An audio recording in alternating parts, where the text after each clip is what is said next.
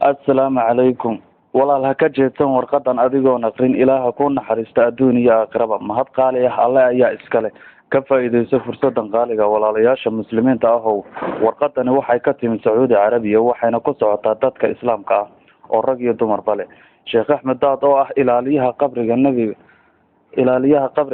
nebiga caleyhi salaatu wasalaam ayaa waqti habeena markuu tukaday salaatuleyl kadib nebigu caleyhi salaatu wasalaam ayaa yiri sheekh axmed daadow 60 milyan oo qof ayaa dhimatay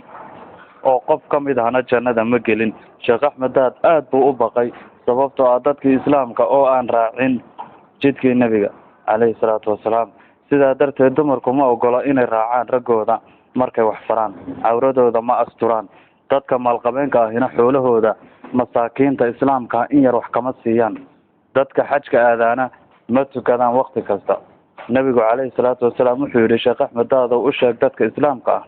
si ay u wariyaan una qaybiyaan fariintan qofkii qaybiya oo badiyo waraaqaha ku daabaca riyadooda ama niyadooda waxay